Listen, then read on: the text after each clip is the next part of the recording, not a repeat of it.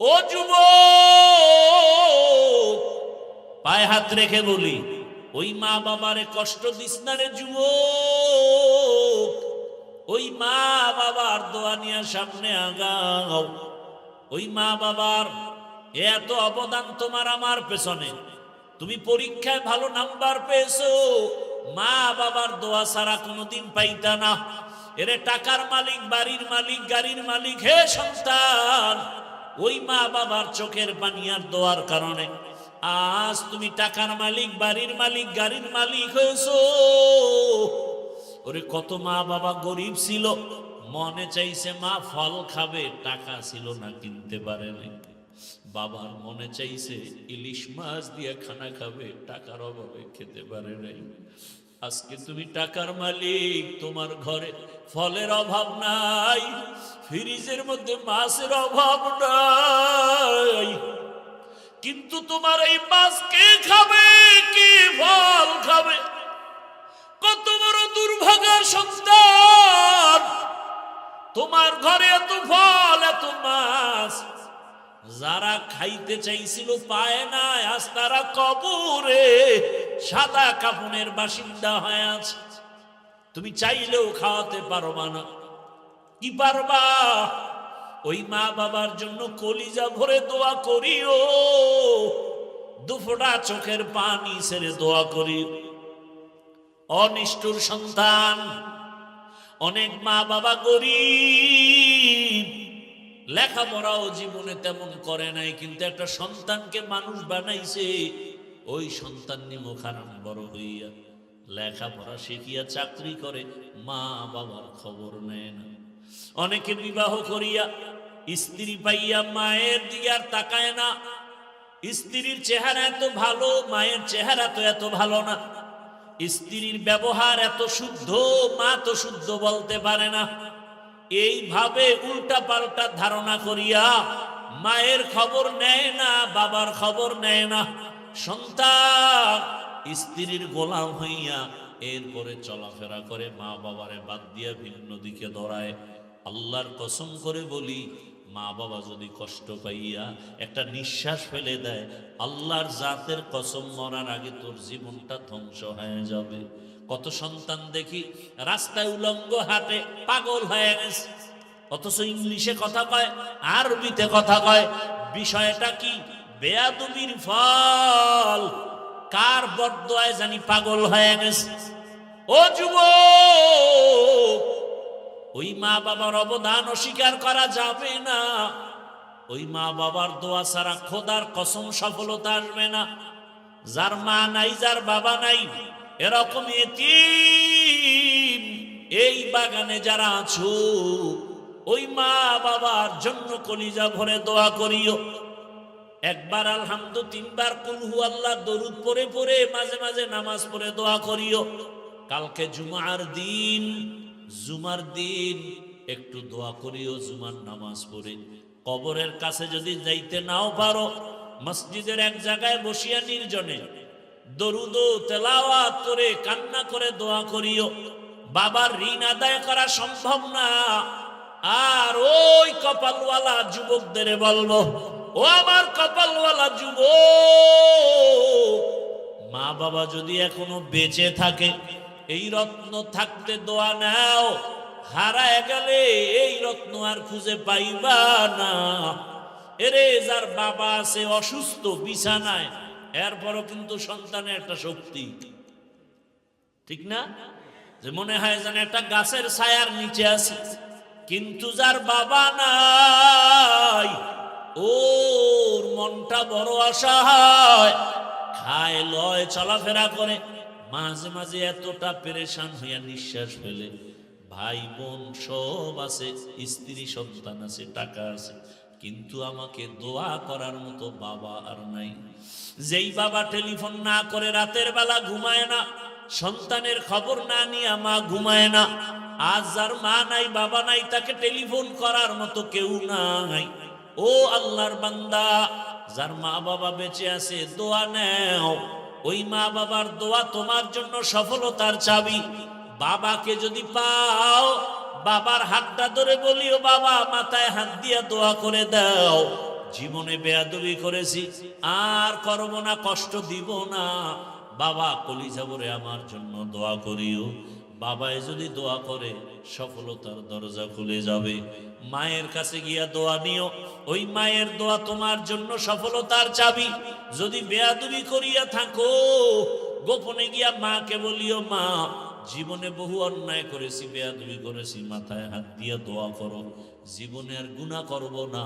ও যুবক, দোয়া নিয়ে তওবা করে রেডি হয়ে যাও। জীবনে তো নামাজ কম সারলা না, দাড়ি কম কাটলা না, বেপরদায় কম চললা না, কত রাত মোবাইলে গুনাহ করে কাটাইলা, এখনো কি তওবা করবা না? আল্লাহর মোহাব্বত অন্তরে নিয়া, মরণের ভয় অন্তরে জমা করে তওবা করো। মনে মনে আল্লাহকে বলো, হে আল্লাহ, জীবনে গুনাহ তো কম করি নাই, হাতের গুনাহ, চোখের গুনাহ, জবানের গুনাহ, অন্তরের গুনাহ, আজ আমরা তওবা করে ফেললাম, মরিয়া গেল আর গুনাহ করব না, নামাজ ছাড়ব না, আর বেপরদায় চলব না, নবীর সুন্নাত অনুযায়ী চলব, মা বাবার দোয়া নিয়া, শিক্ষকের দোয়া নিয়া, ওলামায়ে কেরামের দোয়া পরামর্শ নিয়ে চলব। তওবা করার মতো যদি অন্তর কারো তৈরি হয়, খাঁটি তওবার নিয়তে দুটো হাত আমার আল্লাহকে দেখায় দাও। আয় আল্লাহ, হাতগুলো কবুল করে নেন, তওবা কবুল করে নেন, তওবার উপরে মজবুত হইয়া চলার মতো তৌফিক দান করেন, আমিন। আল্লাহ সোহবতে সালেহ তোরা সালেহ কুনাত, সোহবতে তালে তোরা তালে কুনাত জমানা, সোহবতে বা আউলিয়া বেহতেরাজ সদসানা তাআত বেরিয়া। আল্লাহ তাআলা আয়াতের মধ্যে মুমিনদের দুইটা আদেশ দিয়েছেন, ইয়া আইয়ুহাল্লাযীনা আমানুত্তাকুল্লাহ ওয়া কুনু মা'আস সাদিকিন। ও দুনিয়ার মুমিন, তোমরা আল্লাহকে ভয় করো, জমিনে যারা সত্যবাদী, ভালো আল্লাহওয়ালা, তাদের বন্ধু হয়ে থাকো। আল্লাহ তাআলা এই দুইটা আদেশ শুধু মুমিনকে দিয়েছেন, কোন বেঈমানকে দেন নাই। মুমিনকে দেওয়ার কারণ, বেঈমানকে না দেওয়ার কারণ হলো জান্নাত শুধু মুমিনেরা পাবে, কোন বেঈমান কখনো জান্নাতের চেহারাও দেখবে না। জান্নাত পাবে কারা? জোরে বলেন। মুমিনেরা পাবে, কোন বেঈমান জান্নাত পাবে না। আর মুমিনেরাও যে পাবে, তাও কিন্তু বহু বিপদের পর। খুব খেয়াল করেন, ঘুম আসতেছে? এ বাঙালি তো সারা রাত মোবাইলের হক আদায় করে, ঘুমায় না। ওয়াজে আসলে ঘুমায় না। জান্নাত শুধু মুমিন পাবে, আর কোন বেঈমান জান্নাত পাবে না।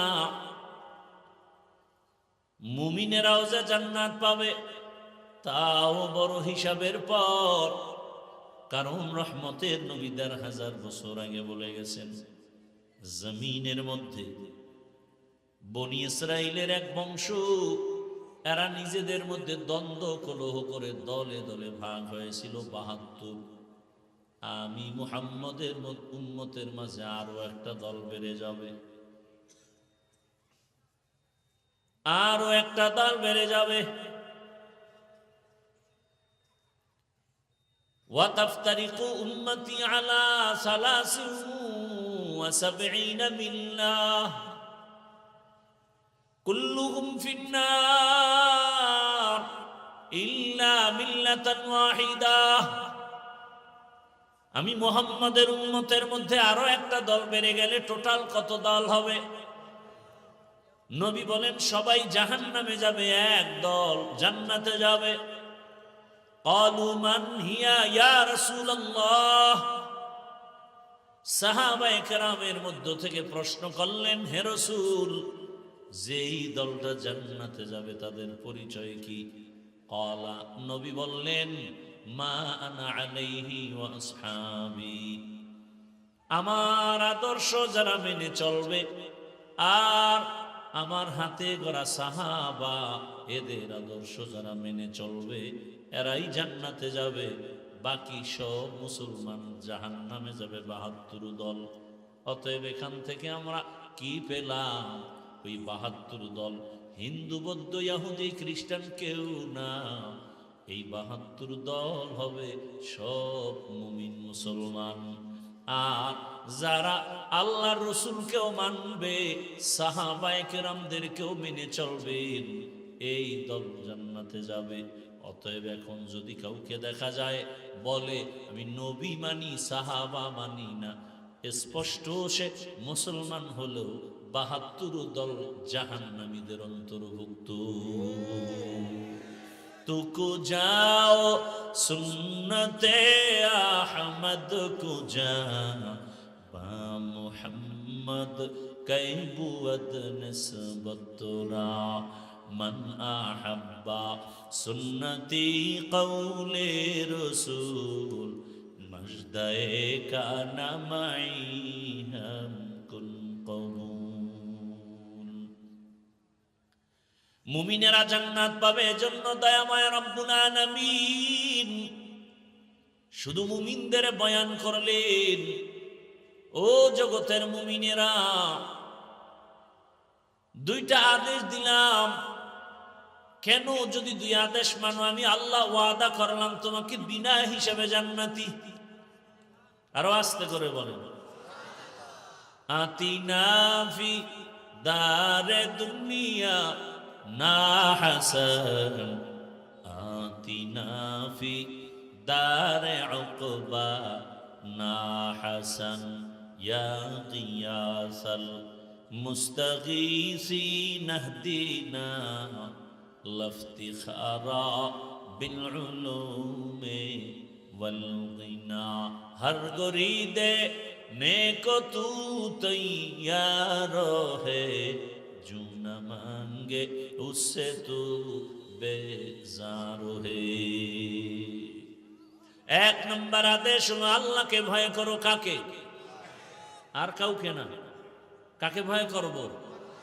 আল্লাহকে ভয় করব।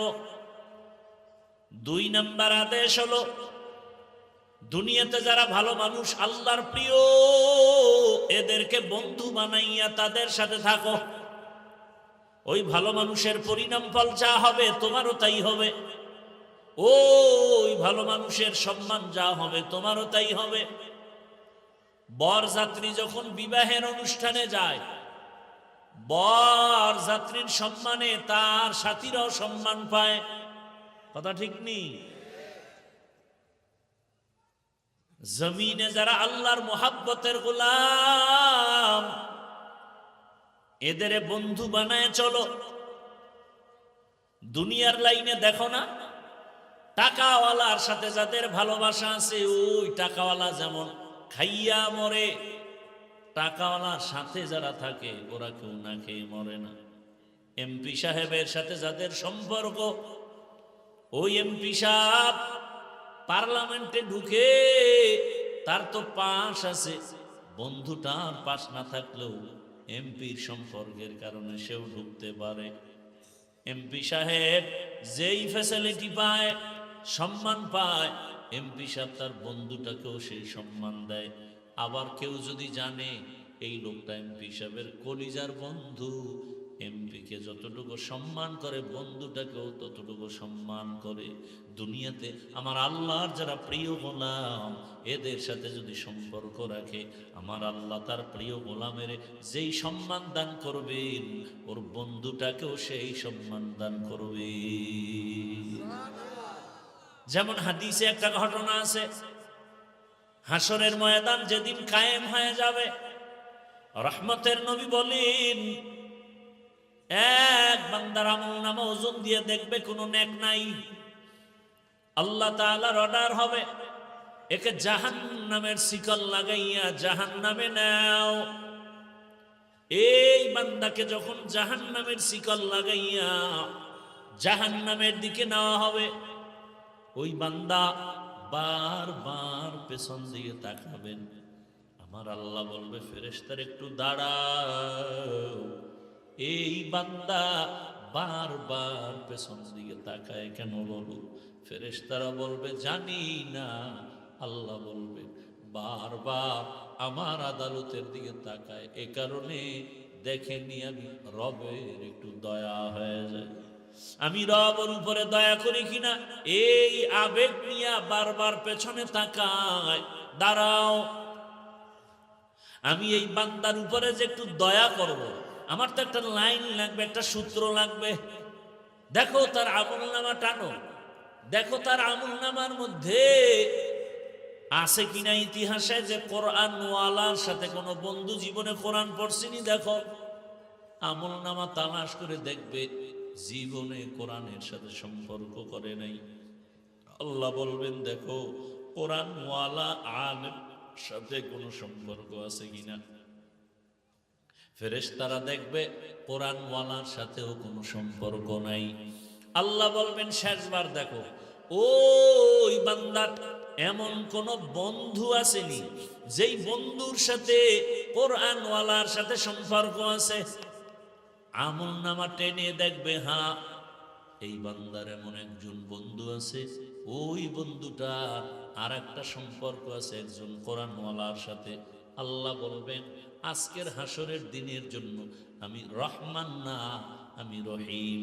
আমার স্পেশাল পাওয়ার, আমি আল্লাহ ওই কোরআনের সূত্র ধরে এই জাহান্নামীকেও আজ আমি জান্নাতি বানায় দিলাম।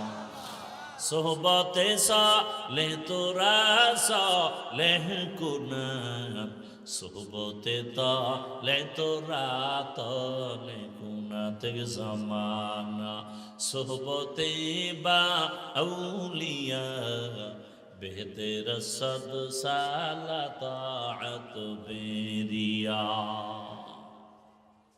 তাহলে ভালোর সাথে থাকলে ফলাফল খারাপ না ভালো? আল্লাহ বলেন জমিনে আমার ভালো যারা এরা সত্যবাদী। বলে কেমন সত্যবাদী? হিন্দুদের মধ্যেও তো সৎ লোক আছে। না না, পৃথিবীতে একটা মানুষ, একজন ব্যক্তি সত্যবাদী যার কোনো তুলনা নাই।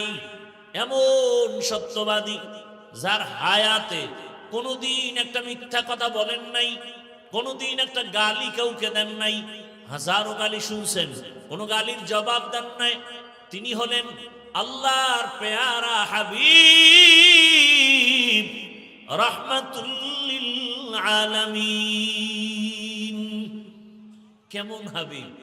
মুসা নবী আমার বন্ধু, ঈসা নবী আল্লাহর বন্ধু, ইব্রাহিম নবী আল্লাহর বন্ধু, সুলাইমান পয়গম্বর আল্লাহর বন্ধু।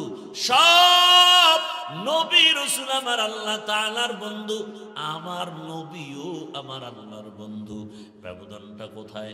সব নবী রাসূল আমার আল্লাহ তাআলার আশিক, আর আমার আল্লাহ নিজে হলেন মুহাম্মদের আশিক। ব্যবধান আছে না নাই? ইমামুল আউয়ালিন আল আখিরিন বহরে সদকা রাহমাতাল লিল আলামিন সাইয়্যিদুল কাউনাইন খাতমুল মুরসালিন আখির আমদ বুদে ফখরুল আউয়ালিন শুধু ওজুদাস রাহমাতাল লিল আলামিন মসজিদে ও শুধু হামারো এ জমিন। ওগো নবীর উম্মতেরা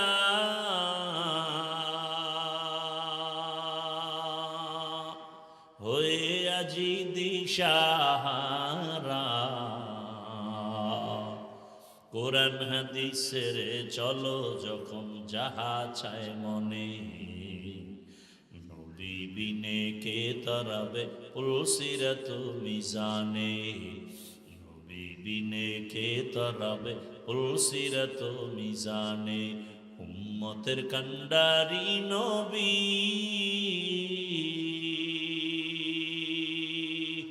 কাঁদছেন উম্মতের লাগি, এখনো কাঁদেন নবীজি শুয়ে মদিনার পানে, নবী বিনে কে তরাবে পুলসিরাত মিজানে, নবী বিনে কে তরাবে পুলসিরাত মিজানে। খারাপ লাগে আপনাদের? ঘুম আসতেছে না? এরে আল্লাহর বান্দা, হাসরের ময়দানে আমার আল্লাহ পশুকে উঠাবেন ইনসাফ প্রমাণ করার জন্য। দুইটা গরুকে উঠায় বলবেন, এ দুর্বল গরু, কিয়ামতের ময়দানে তোদের হাজির করলাম, তোদের জান্নাত নাই জাহান্নামও নাই। উঠাইলাম কেন? ইনসাফের বিচার দেখাবার জন্য। দুনিয়ার জমিনে সবল গরুটা একটু শক্তি আছে এজন্য হুদাই খামাখা তুই দুর্বলের উপরে হামলা করেছে গায়ের জোরে। দুর্বলের উপরে এমনি হামলা করার নাম সন্ত্রাস। যারা করে এরা সন্ত্রাসী। বুঝেননি কিছু? ভালো করে বুঝেন। আল্লাহ বলবেন, ও দুর্বল গরু, আজ আমি তোর শক্তি ফিরায় দিয়েছি, সবল গরুটার উপরে তুই ওই রকম একটা আঘাত করে প্রতিশোধ নিয়ে নে। কিয়ামতের ময়দানে আল্লাহ ইনসাফের বিচার দেখায় দিবেন। তাহলে পশুর যদি বিচার হয়, আপনি আমি মানুষের বিচার হবে না? কঠিন হবে। দুনিয়াতে অন্যায় করে সন্তান, পুলিশ এসে বাবার হাতে কেন হ্যান্ডকাপ লাগায়? এ দুনিয়াতে নিয়ম নাই? অন্যায় করেছে সন্তান, বাবার হাতে হ্যান্ডকাপ। কিয়ামতের দিন বহু সন্তানের অপরাধের কারণে মা বাবা আল্লাহর আদালতে আটকা পড়ে যাবে। ও পর্দার আড়ালের আম্মা জান, একটা সন্তান ভালো হওয়া না হওয়া বাবার তুলনায় নির্ভর করে মায়ের আদর্শের উপর। এ কারণেই তো মায়ের সম্মান অনেক বেশি, মায়ের মর্যাদা বেশি। রহমতের নবী 3 বার বলেছেন, মাকে সম্মান করো, মায়ের হক আদায় করো। একবার বলেছেন বাবার কথা। নবী হাদিসে বলেছেন, দুনিয়াতে যা দেখো সব সম্পদ। আর দুনিয়া কুল্লুহা মাতা, খায়রু মাতাঈদ দুনিয়া ইমরাতুস সালেহা। আদর্শবান একজন নারী গোটা দুনিয়ার মধ্যে শ্রেষ্ঠ সম্পদ। কারণ দামি বিজ্ঞানী, দামি দামি DC, SP, OC, engineer, professor, doctor, এ দুনিয়ায় যত দামি দামি জগৎ বিখ্যাত সন্তান, সব হওয়ার পেছনে মায়ের অবদান। কার অবদান? মায়ের অবদান। গাছ ভালো হলেই তো ফল ভালো হয়। মা বাবার আদর্শ ভালো হলেই তো সন্তানের আদর্শ ভালো হয়। বাবার তুলনায় মায়ের অবদান কেন বেশি? মায়ের উপরে দায়িত্ব বেশি কেন? কারণ একটা সন্তান জন্ম লগ্ন থেকেই বাবার তুলনায় মায়ের কাছে সময় কাটায় বেশি। কথা বলেন না কেন? এজন্য জগৎ বিখ্যাত দার্শনিক, জগৎ বিখ্যাত আলেম, জগৎ বিখ্যাত বুজুর্গ ইমাম গজালি রাহমাতুল্লাহ আলাইহি লিখেন, প্রত্যেকটা সন্তানের জন্য তার মা হলো প্রাথমিক শিক্ষিকা। প্রাথমিক শিক্ষিকা। বাবা সন্তানের তেমন কিছু দিতে না পারলো, বাবায় তো খানা দেওয়ার জন্য দিনরাত মেহনত করে বাইরে। মা সন্তানটাকে ছোট থেকে, শিশু থেকে শিখাবে। আর বাচ্চাগুলো অনুকরণ প্রিয়, মা যা করে বাচ্চা দেখে দেখে তাই করে। দেখবেন যেই মা নামাজি, ওর সন্তানটাও কি হয়? মা যখন আজান দিছে, আজান শুনিয়া মা মাথার কাপড় একটু ফালানো ছিল, মাথায় উঠায় দিছে। বাচ্চা এগুলো খেয়াল করে। আপনাদের তো দেখারও টাইম নেই, ব্যস্ত দুনিয়া নিয়ে। মা কাপড় টেনে দেয় কেন? আজান হয়ে গেছে। বাচ্চাটা হঠাৎ একদিন আজানের টাইমে কাপড় টেনে ফেলে দিছে। মা কয় গুনা গুনা গুনা, ফালায় না, এটা গুনা। বাচ্চা বুঝে না গুনা কি জিনিস, ওর মধ্যে একটা ভয় ঢুকছে। একদিন দেখা যায় আজান দিছে, মা কাপড় উঠায় না, বাচ্চা উঠায় দিয়ে কয় মা গুনা গুনা গুনা। ঠিক নি? মা যখন অজুতে যায়, বাচ্চাটা অজু করার জন্য চলে যায়। মা অজু বানায়, হাতের কনু আর চেহারাটা ধুইয়া, পা ধুয়ে অজু বানায়। বাচ্চাটা অজু করতে গিয়া হাফ গোসল করে ফেলে। ও তো বুঝে না অজু কি জিনিস। মা যখন যায় নামাজে দাঁড়ায় গেছে, বাচ্চাটাও দাঁড়ায় গেছে। মা বুকের উপরে হাত বেঁধে ঠোঁট নাড়ায় আর তেলাওয়াত করে আলহামদুলিল্লাহি রাব্বিল আলামিন আর রহমানির রহিম মালিকি ইয়াউমিদ্দিন ইয়্যাকা না'বুদু ওয়া ইয়্যাকা নাস্তাঈন ইহদিনাস সিরাতাল মুস্তাকিম সিরাতাল লাযীনা আন'আমতা আলাইহিম গায়রিল মাগযুবি আলাইহিম ওয়ালাদ-দাল্লিন।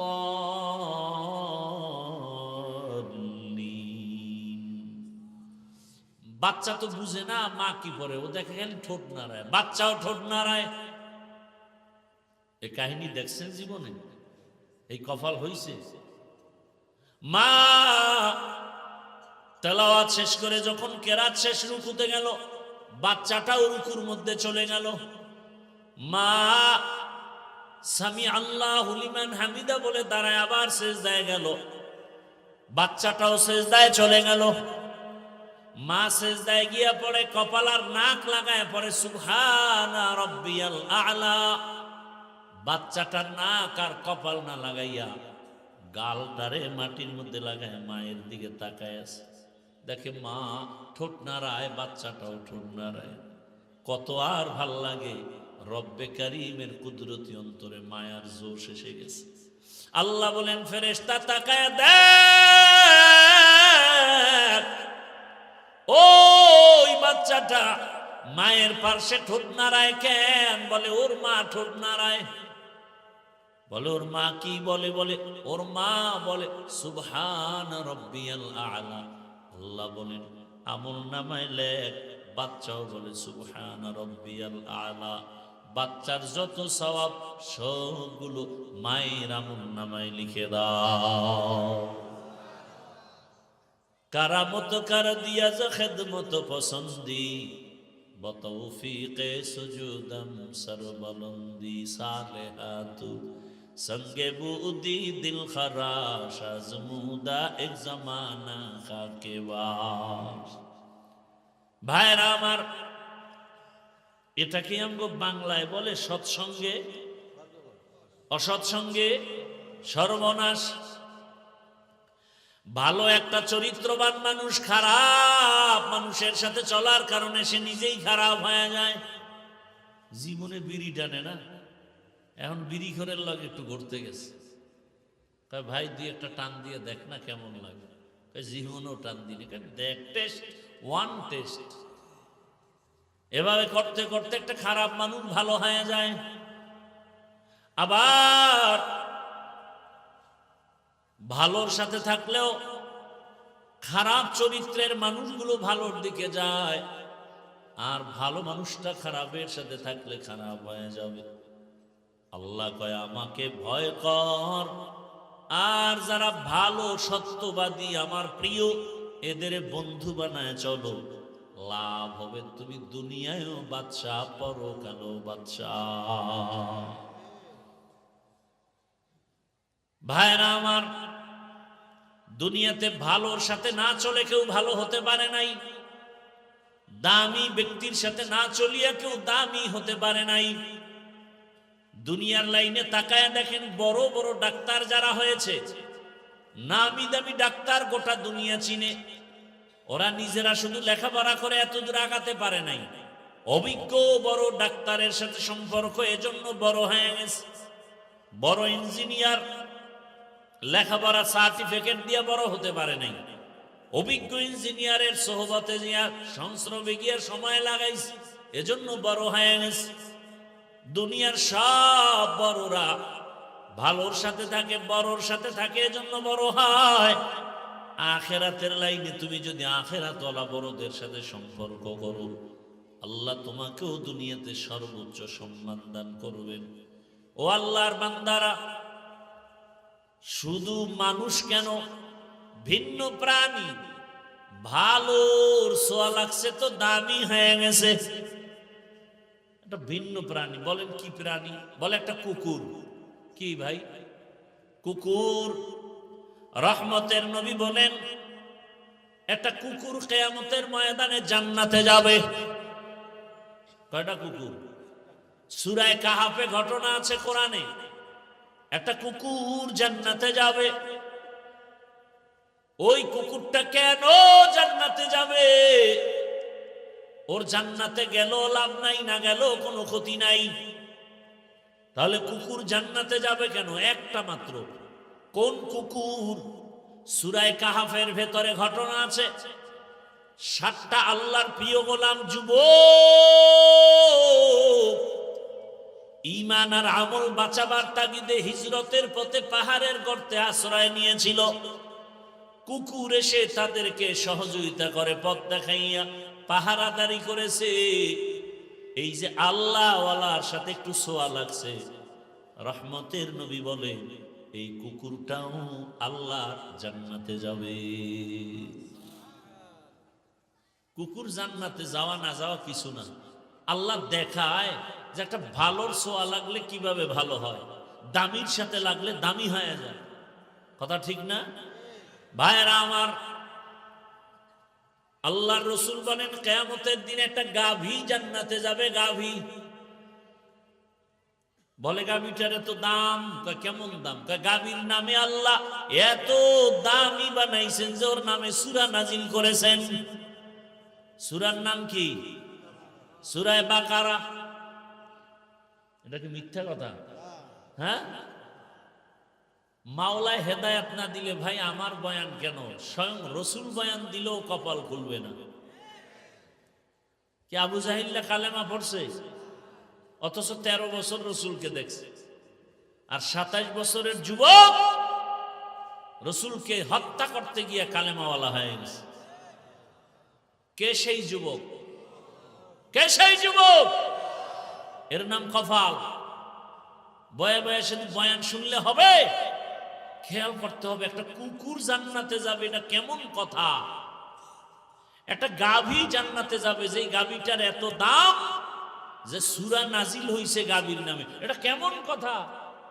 এত বড় দামি কিতাব কোরআনুল কারীম, যেটা দেখলে সওয়াব, ধরলে সওয়াব, পড়লে সওয়াব, সেই কিতাবের মধ্যে একটা গাভীর নাম আসতে পারে, কিন্তু সেই নামে সূরা কেন? ভালো আর নাম ছিল না? এত দামি দামি রসুল, এত দামি দামি সাহাবী, মারিয়ামের নামে সূরা নাজিল হলো, লোকমান হাকিমের নামে সূরা নাজিল হলো। তাহলে একটা গাভীর নামে সূরা নাজিল হবে, এটা কেমন কথা? বাবার মতো নাই কিছু। একটা গাভীর নাম দিয়ে কেন সূরা আসলো? হাতির নামে সূরা আছে না নাই? গাভীর নামে সূরা, বুঝেন তো গাভীটার মূল্য কত? এত দাম। এত দাম হওয়ার কারণ হলো মুসা নবীর সাথে ছোঁয়া লাগছে। কার সাথে? একজন নবীর সাথে ছোঁয়া লাগার কারণে গাভীর দাম বেড়ে গেছে, যার নামে সূরা নাজিল হয়ে গেল। সূরার নামকরণ করা হলো। তাহলে মানুষ তুমি কেন বুঝো না? একটা গাভী যদি একজন আল্লাহর প্রিয় বান্দার সাথে সম্পর্ক আর ছোঁয়া লাগায় দামি হয়, আমি মানুষ কেন একজন আল্লাহর প্রিয় বান্দার সাথে সম্পর্ক রাখলে দামি হব না? বলার সময় নাই রে বাবা। পৃথিবীর মধ্যে একজন দামি মানুষ, চার মাযহাবের চার ইমামের একজন ইমাম আহমদ বিন হাম্বল রাহমাতুল্লাহি আলাইহি। এত বড় আলেম, হাজার হাজার ছাত্র হাদিস পড়ে তার সামনে অল টাইম। যার নামের উপরে মাযহাবের নামকরণ হাম্বলি মাযহাব, সারা দুনিয়ায় তার মাযহাবের অনুসরণ করেনওয়ালার অভাব নাই। সেই আহমদ বিন হাম্বলের যুগে একজন মদের আড্ডাখানার যুবক, ও সারা রাত মদের আড্ডায় গিয়া মাতাল হয়ে পড়ে থাকতো। এক সময় আল্লাহ তাকে হেদায়াত দিলেন, নাম হলো বিশরে হাফি। নাম কি? বিশরে হাফি। হাফি মানি খালি পা চলনেওয়ালা, যে খালি পায়ে চলে। মদের আড্ডাখানা থেকে হেদায়াতের মালা পরে এখন এত দামি হয়ে গেছে। বিশরে হাফি জমিনে জুতা পরে চলে না, আল্লাহর প্রতি এত আবেগ, এত আদব। বলে জমিনটা পাক, যেখানে নামাজ পড়বো সেখানেই নামাজ কবুল হবে। অতএব ওই পবিত্র জমিনে জুতা পরে আমার হাঁটতে ভয় লাগে। লিকুল্লি শাইইন জিনাতুন ফিল ওয়ারা ওয়া জিনাতুল মারই তামামুল আদাবি। আজ খুদা খাহিমে তৌফিকে আদব, বে আদব মাহরুমে গাশত আজ ফজলে রা। ভাইরা আমার, ওই বিশরে হাফি ঘোড়ার পিঠে সফর করে। ওই জমানার বড় আলেমের নাম একটু আগে বলছি না? কি নাম বলছি মনে আছে না ভুলে গেছে? আহমদ বিন হাম্বল রাহমাতুল্লাহি আলাইহি। কেউ তাকাইয়া দেখে বিশরে হাফি ঘোড়ার উপরে সফর করে সায়ের হয়ে চলে, আর আহমদ বিন হাম্বল ওই ঘোড়ার লাগাম ধরে টানতেছে, মাটির উপরে হাঁটে। জিজ্ঞাসা করা হলো আহমদ বিন হাম্বল, বিশরে হাফি মাত্র মদের আড্ডাখানা থেকে আইসা তেমন এলেমওয়ালা হয় নাই, বাকি আমলওয়ালা হয়েছে, বুজুর্গ, কিন্তু এলেম কম। আর আপনি এত বড় আলেম, আপনি তার ঘোড়ার লাগাম ধরে টানেন, এটা কেমন কথা? জবাবটা অনেকে বুঝবেন কিনা জানি না। আহমদ বিন হাম্বল বলে, ও জাতি ভালো করে শুনো, আমি আহমদ বিন হাম্বল হলাম আলেম বিল কিতাব, আর বিশরে হাফি হলেন আলেম বিল্লাহ। অর্থাৎ আহমদ বিন হাম্বল বলে, আমি কিতাবের আলেম, আমি কিতাব চিনি, কিতাব বুঝি, কিতাব জানি, কোরআন হাদিস বুঝি, কোরআন হাদিস জানি। কিন্তু বিশরে হাফিকে জানো, তিনি শুধু কোরআন বুঝে না, কোরআনওয়ালাকে চিনে। কোরআনওয়ালাকে, তিনি কোরআনওয়ালাকে চিনে, কোরআনওয়ালাকে জানে, তার সাথে তার সম্পর্ক। আমি আহমদ বিন হাম্বলের সম্পর্ক কোরআনের সাথে, এলেমের সাথে, কিতাবের সাথে। আর বিশরে হাফির সম্পর্ক কোরআনওয়ালা ডাইরেক্ট আমার আল্লাহর সাথে। দাম কার বেশি? কিতাবের সাথে সম্পর্ক না আল্লাহর সাথে? আল্লাহর সাথে। আল্লাহকে তো চিনিই না, যে কারণে বয়ানও ভালো লাগে না, নামাজ ভালো লাগে না। আপনি মুসলমান, আমিও মুসলমান, আপনার আল্লাহ আমার আল্লাহ দুই না এক, আপনার নবী আমার নবী, আপনাদের কাবা আমার কাবা, আপনাদের কালেমা আমার কালেমা, আপনাদের ধর্ম আমার ধর্ম, আপনাদের দুনিয়াতে আসা আমার আসার সিস্টেম।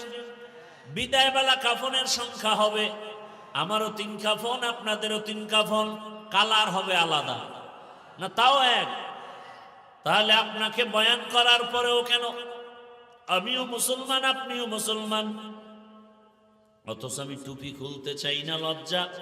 আর আপনি কেমন ভিআইপি মুসলমান যে টুপি দিতে চান না, লজ্জা। আমরা দুর্বল মুসলমান আর আপনারা সব ভিআইপি মুসলমান। আমি নামাজ না পড়লে লজ্জা আর আপনি নামাজ পড়তে গেলে লজ্জা। আমি মসজিদে না ঢুকলে লজ্জা পাই, আপনি মসজিদে ঢুকতে গেলে লজ্জা পান। আমি পর্দা না করলে লজ্জা পাই, আপনারা পর্দা করতে গেলে লজ্জা পান। জানি না আপনারা কোন জগতের ভিআইপি মুসলমান। আপনাকে পাও ধরে ধরে আবার উল্টা বয়ান দেওয়া লাগে, পর্দা করেন, হালাল খান। অথচ আপনার আমার আল্লাহ এক, নবী এক, কোরআন এক, কাবা এক, ধর্ম এক। এরপরে আপনাকে বুঝাইতে হয় টুপি পরেন অনেক দামি ফজিলত, পাগড়ি পরেন অনেক ফজিলত, নামাজ পড়েন অনেক ফজিলত, জিকির করেন অনেক লাভ, তেলাওয়াত করেন অনেক লাভ, দরুদ পড়েন অনেক লাভ। বুঝি না বাবা কেন দুনিয়ার মধ্যে আসলাম। পায়ে ধরে ধরে বুঝাইতেছি আপনাদের, তাও একদল মানুষ বুঝে না, বুঝার চেষ্টাও করে না, উল্টা বিরোধিতা করে। এমন নেমো খারাপ নাই? আল্লাহ হেদায়াত দান করুন। এরে আল্লাহর বান্দারা, আল্লাহ রসুল বলেন কিয়ামতের দিন একটা পিপিলিকা জান্নাতে যাবে। কি জান্নাতে যাবে? পিপিলিকা। দামি কত? এর নামেও সূরা নাজিল হয়ে গেছে। সূরার নাম কি? সূরা নামল। পিপিলিকা এত দামি কেন যে পিপিলিকার নামে সূরার নাম আসছে? সুলাইমান নবীর সোয়া লাগছে তো দাম বেড়ে গেছে। বা সুলাইমা দাদে মুলকো সরোয়ারি সুদমতি খাতে মশদে ওয়াপুরি। পয়গম্বর সুলাইমান জমিনের উপরে সিংহাসনে চলে। জমিন থেকে 9 মাইল উপরে সুলাইমান পয়গম্বরের সিংহাসন চলে। কয় মাইল উপরে? মদিনাতুল মুনাওয়ারা পেরিয়ে যখন সামনে যায়, হঠাৎ পয়গম্বর সুলাইমানের কানে 9 মাইল উপরে পিপিলিকার আওয়াজ আসছে। পিপিলিকা তার জাতি বাইরে ওয়াজ করে। ওয়াজ সুলাইমান নবী 9 মাইল উপর থেকে পিপিলিকার বয়ান শুইনা হাসলেন। ফাতা বাসামা। পয়গম্বর সুলাইমান হাসি দিয়া কয়, এই সিংহাসন জমিনে ল্যান্ড করো। জমিনে ল্যান্ড করার পর সুলাইমান নবী পিপিলিকার ঘটনা শুনাইতেছেন। পিপিলিকার রাজা, নেতা তার জাতি বাইরে বয়ান করে, ইয়া আইয়ুহান নামলু দুখুলু মাসাকিনাকুম, এ পিপিলিকা সব গর্তের ভেতরে ঢোক, না হয় সুলাইমানের সৈন্যবাহিনী ফিসি দিয়া এমন একটা চাপ খাবি যে মরে যাবি। পিপিলিকা বয়ান করে তার জাতি বাইরে। এর নাম রাজনীতি। এর নাম কি? রাজনীতি। কি রাজনীতি? কয় দেখ, একটা পিপিলিকা তার জাতি ভাইয়ের ক্ষতি চায় না, সতর্ক করে তাড়াতাড়ি নিরাপদ জায়গায় ঢুকো। আর মানুষ কত নিমক হারাম, বডিগার্ড বডির উপরে আঘাত করে, গুলি মারে। কথা বলেন না কেন? মানুষ বড় বেঈমান। স্বার্থের টানে মা বাবা সন্তানকে জবাই করে, সন্তান মা বাবাকে জবাই করে, ভাই ভাইকে জবাই করে, স্ত্রী স্বামীকে জবাই করে, স্বামী স্ত্রীকে জবাই করে, বন্ধু বন্ধুটার কল্লা ফেলে দেয়। কুকুর মারলে কষ্ট লাগে, এই জাতি মানুষ মারে মনে কষ্ট পায় না। পিপিলিকার থেকে শিক্ষা নাও। এই পিপিলিকার এত দাম হলো, আল্লাহ রসুল বলেন কিয়ামতের দিন এই পিপিলিকা জান্নাতে যাবে। তাহলে একটা পিপিলিকা ক্ষুদ্র, চোখেও ধরা পড়ে না, তার যদি এত দাম হয়, একজন নবীর সাথে সম্পর্কের কারণে ওই নবীর ওয়ারিস ওলামায়ে কেরাম, ওয়ারাসাতুল আম্বিয়া, আর নবী আসবেন না, সাহাবায়ে কেরাম আসবেন না। কিয়ামত পর্যন্ত এই জাতিকে জান্নাতের পথ দেখাবেন উলামায়ে কেরাম। সেই উলামায়ে কেরাম সব নবীদের ওয়ারিস, নবীর দায়িত্ব তারা পালন করেন। এদের সাথে যদি ভালোবাসা রাখো, একটা পিপিলিকা যদি নবীর সোয়াবে দামি হয়, নবীর ওয়ারিস উলামায়ে কেরামের সাথে মানুষের যদি সোয়া লাগে, ওই মানুষ কেন দামি হবে না?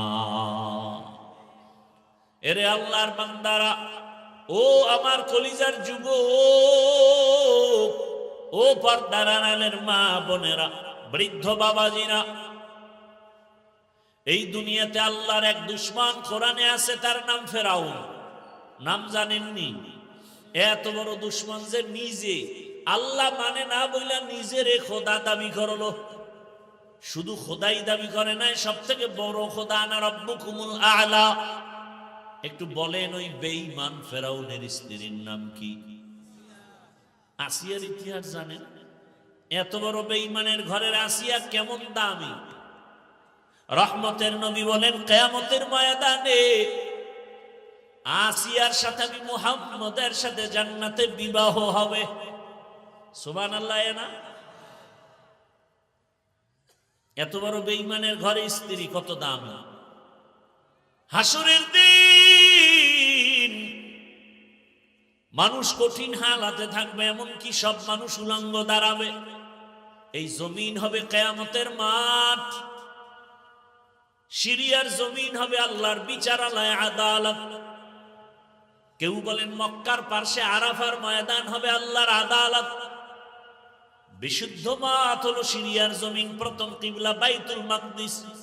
ওই জমিনে হবে আল্লাহর আদালত। সব উলঙ্গ দাঁড়াবে নারী পুরুষ। আম্মা জান আয়েশা রাদিয়াল্লাহু আনহা বলেন, ইয়া রাসূলুল্লাহ, যখন নারী আর পুরুষ একত্রে উলঙ্গ দাঁড়াবে হাসরের মাঠে, একটু কি লজ্জা লাগবে না? রহমতের নবী চোখের পানি ছেড়ে বলেন, হে আয়েশা,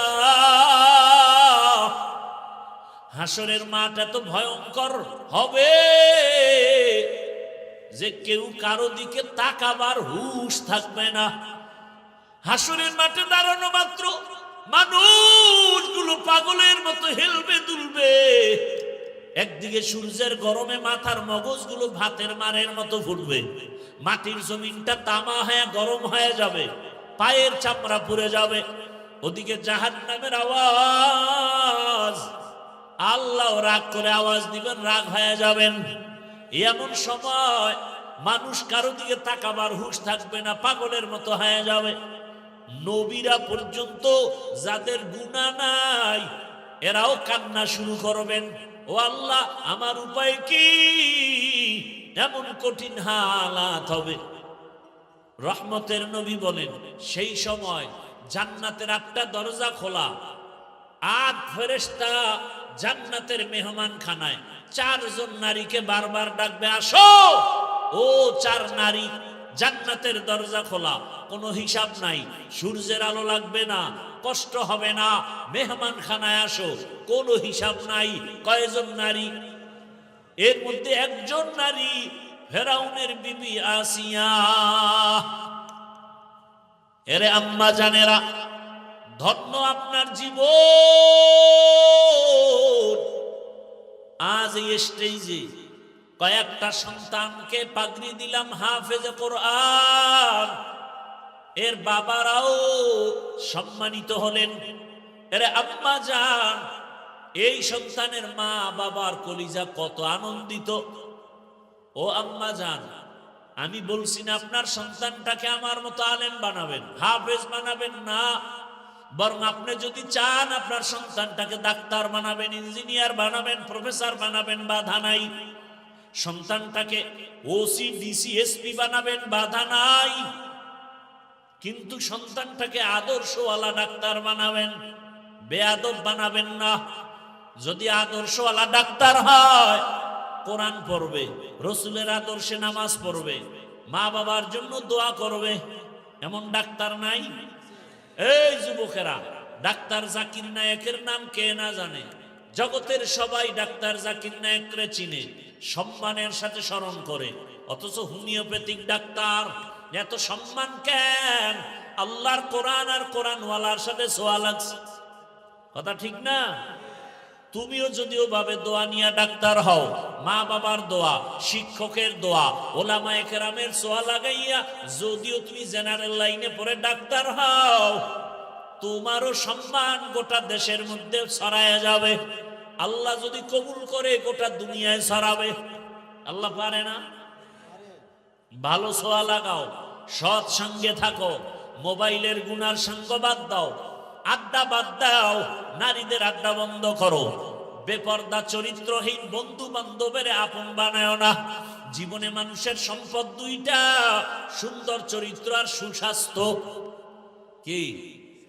সুন্দর চরিত্র নষ্ট করার জন্য মোবাইল তোমার পেছনে কাজ করে, আর তোমার বন্ধু বান্ধবেরা যদি খারাপ হয় তোমার চরিত্র খারাপ হয়ে যাবে।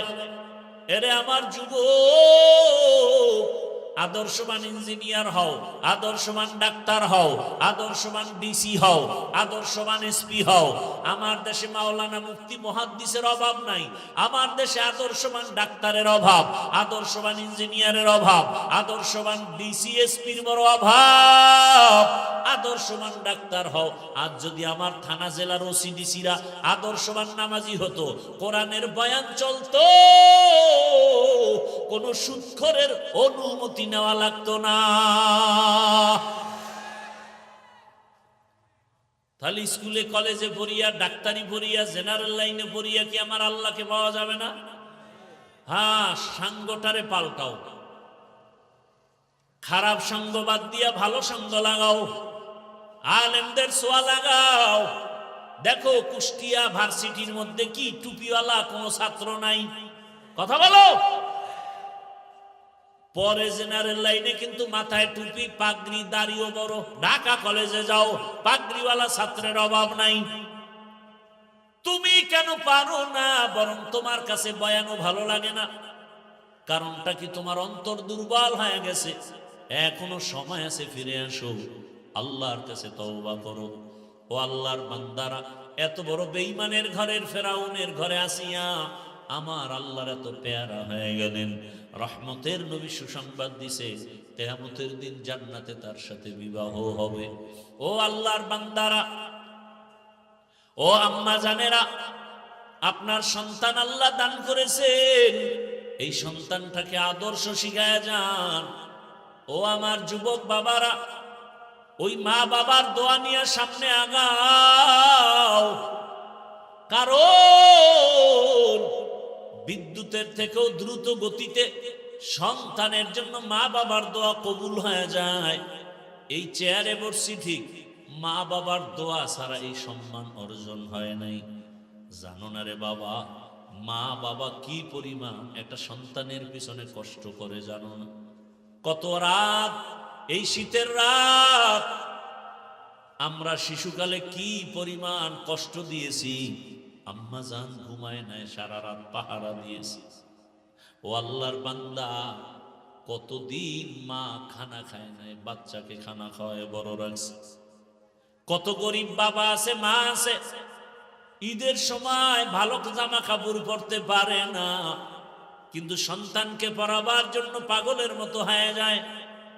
নিজেরা খাইতে পারে না, কিন্তু সন্তানের কষ্ট করে খাওয়ায়। ও যুবক, পায়ে হাত রেখে বলি, ওই মা বাবারে কষ্ট দিস না রে যুবক। ওই মা বাবার দোয়া নিয়ে সামনে আগাও। ওই মা বাবার এত অবদান তোমার আমার পেছনে। তুমি পরীক্ষায় ভালো নাম্বার পেয়েছো, মা বাবার দোয়া ছাড়া কোনোদিন পাইতা না। এরে টাকার মালিক, বাড়ির মালিক, গাড়ির মালিক, হে সন্তান, ওই মা বাবার চোখের পানি আর দোয়ার কারণে আজ তুমি টাকার মালিক, বাড়ির মালিক, গাড়ির মালিক হয়েছো। ওরে কত মা বাবা গরিব ছিল, মনে চাইছে মা ফল খাবে, টাকা ছিল না, কিনতে পারে নাই। বাবার মনে চাইছে ইলিশ মাছ দিয়ে খানা খাবে, টাকার অভাবে খেতে পারে নাই। আজকে তুমি টাকার মালিক, তোমার ঘরে ফলের অভাব নাই, ফ্রিজের মধ্যে মাছের অভাব নাই, কিন্তু তোমার এই মাছ কে খাবে, কে ফল খাবে? কত বড় দুর্ভাগ্যের সন্তান! তোমার ঘরে এত ফল, এত মাছ, যারা খাইতে চাইছিল পায় না, আজ তারা কবরে সাদা কাফনের বাসিন্দা হয়ে আছে। তুমি চাইলেও খাওয়াতে পারবা না। কি পারবা? ওই মা বাবার জন্য কলিজা ভরে দোয়া করিও, দুফোঁটা চোখের পানি ছেড়ে দোয়া করিও। অনিষ্ঠুর সন্তান, অনেক মা বাবা গরিব, লেখাপড়াও জীবনে তেমন করে নাই, কিন্তু একটা সন্তানকে মানুষ বানাইছে। ওই সন্তান নিমো খারাপ বড় হইয়া লেখাপড়া শিখিয়া চাকরি করে, মা বাবার খবর নেয় না। অনেকে বিবাহ করিয়া স্ত্রী পাইয়া মায়ের দিকে আর তাকায় না। স্ত্রীর চেহারা এত ভালো, মায়ের চেহারা তো এত ভালো না। স্ত্রীর ব্যবহার এত শুদ্ধ, মা তো শুদ্ধ বলতে পারে না। এইভাবে উল্টা পাল্টা ধারণা করিয়া মায়ের খবর নেয় না, বাবার খবর নেয় না। সন্তান স্ত্রীর গোলাম হইয়া এরপরে চলাফেরা করে, মা বাবারে বাদ দিয়া ভিন্ন দিকে দৌড়ায়। আল্লাহর কসম করে বলি, মা বাবা যদি কষ্ট পাইয়া একটা নিঃশ্বাস ফেলে দেয়, আল্লাহর জাতের কসম, মরার আগে তোর জীবনটা ধ্বংস হয়ে যাবে। কত সন্তান দেখি রাস্তায় উলঙ্গ হাঁটে, পাগল হয়ে গেছে, অথচ ইংলিশে কথা কয়, আরবিতে কথা কয়। বিষয়টা কি? বেয়াদবির ফল। কার বদদোয়ায় জানি পাগল হয়ে গেছে। ও যুবক, ওই মা বাবার অবদান অস্বীকার করা যাবে না। ওই মা বাবার দোয়া ছাড়া খোদার কসম সফলতা আসবে না। যার মা নাই, যার বাবা নাই, এরকম এতিম এই বাগানে যারা আছো, ওই মা বাবার জন্য কলিজা ভরে দোয়া করিও। একবার আলহামদু, তিনবার কুল হু আল্লাহ দরুদ পড়ে পড়ে মাঝে মাঝে নামাজ পড়ে দোয়া করিও। কালকে জুমার দিন একটু দোয়া করিও, জুমার নামাজ পড়ে। কবরের কাছে যদি যাইতে নাও পারো, মসজিদের এক জায়গায় বসিয়া নির্জনে দরুদ তেলাওয়াত করে কান্না করে দোয়া করিও। বাবার ঋণ আদায় করা সম্ভব না। আর ওই কপালওয়ালা যুবকদের বলবো, ও আমার কপালওয়ালা যুবক, মা বাবা যদি এখনো বেঁচে থাকে, এই রত্ন থাকতে দোয়া নাও। হারায় গেলে এই রত্ন আর খুঁজে পাইবা না। এরে যার বাবা আছে অসুস্থ বিছানায়, এরপরও কিন্তু সন্তানের একটা শক্তি, ঠিক না? যে মনে হয় যেন একটা গাছের ছায়ার নিচে আছে। কিন্তু যার বাবা নাই, ওর মনটা বড় অসহায়, খায় লয় চলাফেরা করে, মাঝে মাঝে এতটা পেরেশান হইয়া নিঃশ্বাস ফেলে। ভাই বোন সব আছে, স্ত্রী সন্তান আছে, টাকা আছে, কিন্তু আমাকে দোয়া করার মতো বাবা আর নাই। যেই বাবা টেলিফোন না করে রাতের বেলা ঘুমায় না, সন্তানের খবর না নিয়ে মা ঘুমায় না। আজ যার মা নাই, বাবা নাই, তাকে টেলিফোন করার মতো কেউ নাই। ও আল্লাহর বান্দা, যার মা বাবা বেঁচে আছে, দোয়া নেও। ওই মা বাবার দোয়া তোমার জন্য সফলতার চাবি।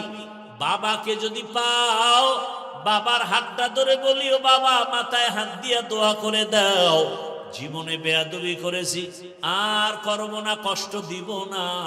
বাবা কলিজা ভরে আমার জন্য দোয়া করিও।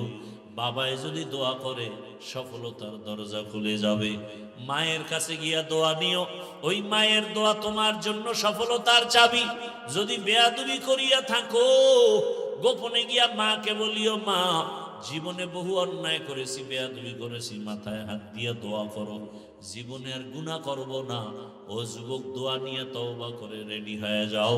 জীবনে তো নামাজ কম সারলা না, দাড়ি কম কাটলা না, বেপরদায় কম চললা না, কত রাত মোবাইলে গুনাহ করে কাটাইলা, এখনো কি তওবা করবা না?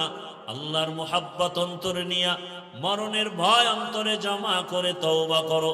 মনে মনে আল্লাহকে বলো, হে আল্লাহ, জীবনে গুনাহ তো কম করি নাই, হাতের গুনাহ, চোখের গুনাহ, জবানের গুনাহ, অন্তরের গুনাহ, আজ আমরা তওবা করে ফেললাম, মরিয়া গেল আর গুনাহ করব না, নামাজ ছাড়ব না, আর বেপরদায় চলবো না, নবীর সুন্নাত অনুযায়ী চলবো, মা বাবার দোয়া নিয়া, শিক্ষকের দোয়া নিয়া, ওলামায়ে কেরামের দোয়া পরামর্শ নিয়ে চলবো। তওবা করার মতো যদি অন্তর কারো তৈরি হয়, খাঁটি তওবার নিয়তে দুটো হাত আমার আল্লাহকে দেখায় দাও। আয় আল্লাহ, হাতগুলো কবুল করে নেন, তওবা কবুল করে নেন, তওবার উপরে মজবুত হইয়া চলার মতো তৌফিক দান করেন, আমিন। আলহামদুলিল্লাহি রাব্বিল আলামিন, ওয়াসসালাতু ওয়াসসালামু আলা সাইয়্যিদিল আমবিয়াই ওয়াল মুরসালিন ওয়া আলা আলিহি ওয়া আসহাবিহি আজমাইন। ইয়া আরহামার রাহিমিন, ইয়া আরহামার রাহিমিন, ইয়া আরহামার রাহিমিন। رب ارحمهما كما ربياني صغيرا. اللهم إنك عفو كريم تحب العفو فاعف عنا. اللهم إنا نسألك رضاك والجنة ونعوذ بك من سخطك والنار. اللهم إنا نعوذ بك من البرص والجنون والجذام وسيء الأسقام. আয় আল্লাহ, গুনার বোঝা নিয়ে গভীর রাতে আমরা হাজির। দুনিয়ার বাড়িওয়ালাদের দরজা বন্ধ হয়ে গেছে, আপনার রহমতের দরজা খোলা। আয় আল্লাহ, গুনাহ করে ফেলেছি, তওবার নিয়ত করেছি, আর গুনাহ করব না রে আল্লাহ। মা বাবার দোয়া নিয়া, শিক্ষকের দোয়া নিয়া, ওলামায়ে কেরামের দোয়া পরামর্শ নিয়া নবীর আদর্শ মেনে চলবো। আয় আল্লাহ, আমাদের তওবা কবুল করে নেন। আয় আল্লাহ, জীবনের গুনাহ মাফ করে দেন। আয় আল্লাহ, এ মাহফিল কবুল করে নেন। আয়োজনকারী সহযোগিতাকারীদের কবুল করে নেন। আয় আল্লাহ তাআলা, মাদ্রাসা কবুল করে নেন। ওস্তাদ, ছাত্র কমিটি, মুহিব্বিন, মুতাআল্লিকিনদের কবুল করে নেন। মা বোনদের কবুল করে নেন আল্লাহ। আয় আল্লাহ, সন্তানগুলো দিনদার বানায় দেন, মা বোনদের আবেদা বানায় দেন, পর্দাওয়ালা বানায় দেন। আয় আল্লাহ, লেখাপড়া যারা করে পরীক্ষার্থী কামিয়ে বিধান করেন। আমার কলিজার যুবকদের দিনের খাদেম বানায় দেন। আয় আল্লাহ, মোবাইলের গুনাহ থেকে আমাদের হেফাজত করেন। সারা দুনিয়াবাসীকে মাফ করে দেন।